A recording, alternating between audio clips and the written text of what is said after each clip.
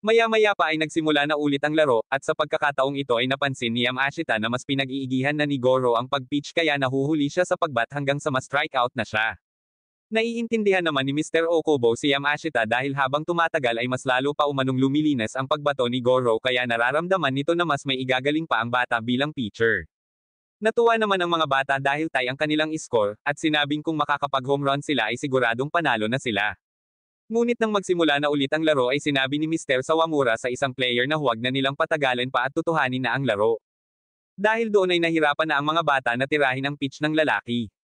Nanatiling tie ang kanilang mga score nang bigla namang bumuhos ang ulan.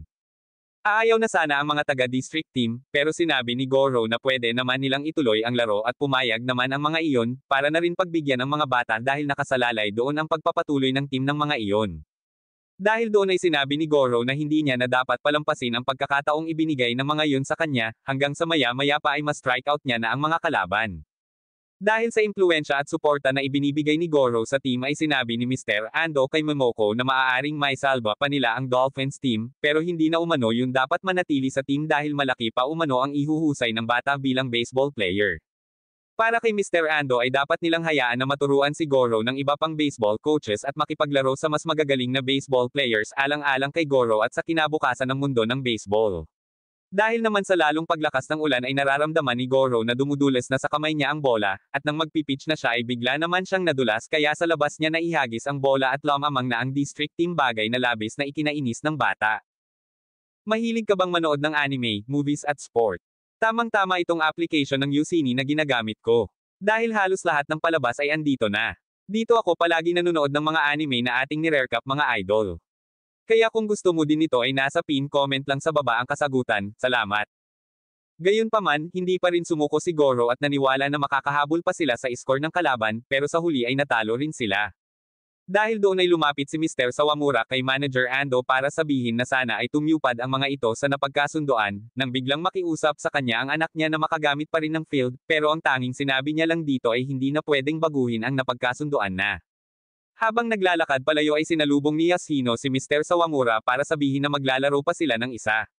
Masayang pamwesto ang mga bata para maglaro, habang kini-question naman ni Mr. Sawamura ang manager kung bakit kailangan pa ng last game. Tumugon si Mr. Okubo at sinabing maaring wala ng saysay na patagalan pa ang larong iyon, pero kitang-kita umano ng manager ang nagkakaisang hilig ng mga bata at matatanda sa baseball tulad niya, kaya hiling ni Mr. Okubo na sana ay makita iyon ng association. Nag-umpisa na ulit ang laro, at nang si Sawamura na ang magbabot ay sinabi nito sa kanyang sarili na kailangan niyang galingan para mabago niya ang isip ng kanyang papa. Nagawa naman nga niyang matamaan ang bola kaya hindi yun makapaniwala na may kakayahan din siya na maglaro ng baseball. Nagpatuloy ang pagpapalitan ng mga bata sa pagbabat, hanggang sa Shikimori na ang sumalang. Alang-alang kay Goro at sa pagpapatuloy ng baseball team nila ay nag-focus si Shikimori sa pagpalo ng bola kaya nagawa nilang maka-score. Si Goro ang huling nagbat kaya sinabi ni Yasuhiro na patitikman niya iyon ang totoong laban. Habang nagaganap ang laro ay napansin ni Mr. Okubo na pinahihirapan nga ni Yasuhiro si Goro sa pamamagitan ng pagbibigay ng paiba-ibang pagbato ng bola. Ngunit maya-maya lang ay nagawa rin yung matamaan ni Goro, pero sa kasamaang palad ay nasalo pa rin ang bola kaya ibig sabihin ay doon na nagtatapos ang kanilang laban. Halos maiyak si Mr. Ando dahil sa pagkatalo ng kanilang team, pero para sa kanya ay panalo pa rin ang mga bata sa naging effort ng mga ito. Gayunpaman, malungkot si Goro dahil wala na umano ang team nila, pero nagulat ito nang sabihin ng mga taga-district team na masama naman kung patitigilan sila na makapaglaro ng baseball. Biglang lumapit si Mr. Sawamura at sinabing kung ganoon ka-importante sa mga bata ang team ay siya na umano ang bahala na umareglo yun, bagay na labis na ikinatuwa ng mga bata. Kinagabihan, habang naghahaponan ay sinabi ni Momoko kay Goro na kasama na ito sa Yokohama Little League, bagay na ikinagulat ng bata. Hindi pumayag si Goro na mapalipat doon dahil ayaw niyang iwan ang kanyang mga kaibigan kaya natuwa si Momoko sa katapatan at pagbibigay halaga nito sa team. Nang sumunod na araw ay ginamit agad ng Dolphins ang field para mag-practice ng laro. Pagkatapos ay pribadong kinausap ni Mr. Ando si Goro tungkol sa pagpapasali nito sa bata sa team ng Yokohama, pero gaya ng sinabi ni Goro sa kanyang mama ay tumanggi rin ito sa manager at sinabing siya ang nagyaya sa mga kaibigan niya para sa Dolphins kaya kung lilipat siya ay baka kung ano ang isipin ng mga iyon sa kanya. Bago tuluyang umalis ay sinabi pa ni Goro sa manager na wag na ulit banggitin ang tungkol doon para hindi masira ang mood ng mga kalaro niya. Ngunit iginiit ni Mr. Ando ang pangarap ni Goro na maging isang pro, kaya para umunlad pa umano ang kakayahan nito ay sinabi ng manager na ang Yokohama ang nababagay na team para dito. Dahil doon pagkatapos ng practice ay sinubukang bisitahin ni Goro ang Yokohama para panoorin ang mga iyon. Una pa lang ay napansin na ni Goro na may pagkamayabang ang coach kaya mas lalo niyang inayawan ang Yokohama. Tinapos niyang panoorin ang laro hanggang sa maya-maya pa ay napansin niya ang isang player na si Toshi pala. Biglang naalala ni Goro ang araw na nagpaalam siya kay Toshi dahil lilipat na sila ng bayan ng Mafune. Labis na nalungkot noon si Toshi dahil hindi na sila makakapaglaro ng baseball, lalo na nung nalaman nito na aayaw na si Goro sa panunood at paglalaro dahil sa pagkamatay ng ama nito. Nakiusap noon si Toshi na huwag iwan ni Goro ang larong baseball dahil sayang naman umano ang mga itinuro ng papa nito. Sa kasalukuyan ay tinawag ni Goro si Toshi, at doon ay saglit silang nagkwentuhan ng tungkol sa mga nangyari sa kanila ng ilang taon, nang biglang dumating ang coach ng Yokohama. Ipinakilala rito ni Toshi si Goro at sinabing anak iyon ni Honda, bagay na hindi mapaniwalaan ng coach sapagkat kilala nito si Honda. Dahil doon ay sinubukan ng coach ang pagpipitch ni Goro, at doon ay humanga ang ibang mga player sa galing nito. Nilapitan naman ng coach si Goro at sinabing nakapasa ito kaya maaari na nitong suotin ang uniforme ng Yokohama sa susunod na linggo. Natuwa si Toshi at sinabing makakapaglaro na ulit sila ng baseball ng magkasama, pero humingi ng pasensya si Goro at sinabing wala sa plano niya ang iwan ang Dolphins. Dahil doon ay sinabi ng coach na mas malaki ang chance ni Goro na maging pro agad kung nasa Yokohama ito dahil sa mas magandang equipments at environment. Gayunpaman, tumanggi pa rin si Goro at sinabing ang papa niya ang coach niya, pero nang sabihin ng lalaki na sumali rin noon sa Yokohama ang papa nito na si Honda ay nagulat si Goro. Pagka-uwi ay tiningnan agad ni Goro ang mga album at doon niya nakita ang litrato ng kanyang papa na nakasuot nga ng uniform ng Yokohama. Ipinakita niya iyon kay Momoko at sinabing naguguluhan siya sa kung ano ang dapat niyang gawin. Naiintindihan ni Momoko si Goro na gusto rin nitong isuot ang kaparehong uniform ng papa nito noon, pero kung siya umano ang masusunod ay ayaw niya.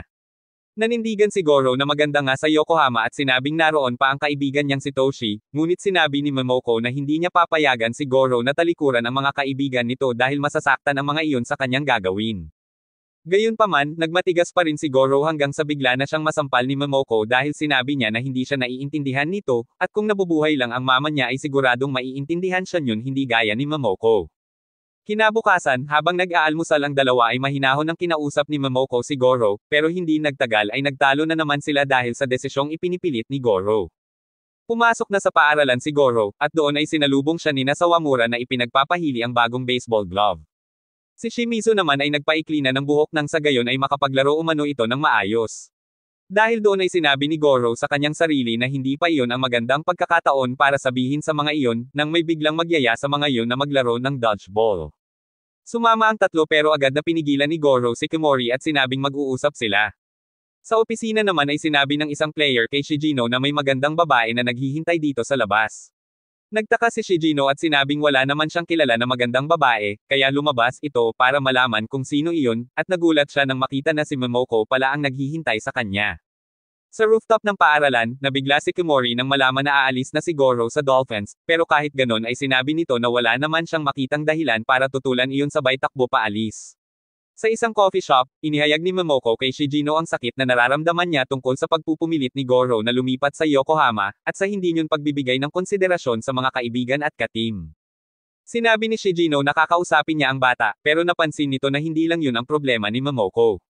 Doon na naiyak na sinabi ni Momoko na pakiramdam niya ay ibang tao pa rin siya kay Goro at wala siyang halaga doon. Nagulat si Shijino at sinabing mabuting magulang si Momoko kay Goro kaya sigurado siya na mahal ito ng bata. Napangiti na lang si Momoko at sinabing pupunta lang siya sa ladies room, ngunit pagkatayo nito ay bigla na lang itong natumba kaya agad itong isinugod ni Shijino sa ospital. Sa silid-aralan naman ay aaminin na sana ni Goro kina Sawamura ang tungkol sa paglipat niya, ngunit biglang dumating ang kanilang advisor at sinabing nasa ospital ang mama ni Goro. Labis na natakot si Goro at habang nasa biyahe ay naalala ng bata ang pagkamatay ng magulang niya, kaya sinabi ni Goro na ayaw na niyang may mamamatay pa ulit. Pinakalma ng guro ang bata at maya-maya pa ay nakarating na sila sa ospital. Doon ay nadatna ni Goro ang kanyang uncle Shijino at sinabi nito sa kanya na ang malalang ulcer ni Momoko ang sanhi kung bakit yun na ospital. Habang nag-iintay sa resulta ay inalok muna ni Shijino nang maiinom si Goro, at doon na niya ito kinausap tungkol sa hindi pakikinig ni Goro sa mama nito. Sinabi rin ni Shijino na napag-usapan din nila ni Momoko kung tama ba na iwan ni Goro ang mga kaibigan para sumali sa Yokohama Little. Ipinamulat ni Shigino sa bata na dapat ay pahalagahan ang mama nito at ang mga taong buhay at nakakasama nito. Inilabas na si Momoko sa emergency room, at sinabi ng doktor na maayos na ang lagay nito at maari nang lumabas sa lalong madaling panahon. Nang mailipat si Momoko sa isang silid ay nagpaalam na si Shigino sa mga ito, kaya naman nagkaroon na ng pagkakataong makapag-usap ang mag-ina. Humingi si Goro ng paumanhin sa kanyang mama at sinabing haharapin niya na ang bukas na kasama ito, bagay na labis na ikinatuwa ni Momoko. Pagkatapos ay tinawagan ni Goro si Kimori para sabihin na magpa-practice na ulit sila gamit ang bola na gawa sa papel dahil hindi na siya lilipat sa Yokohama. Ipinaalam niya na rin kay Toshi ang tungkol doon at pagkatapos ay umuwi muna. Doon niya nadatnan si Kusakabe dahil inutusan umano ito ni Gibson na mula sa Major League.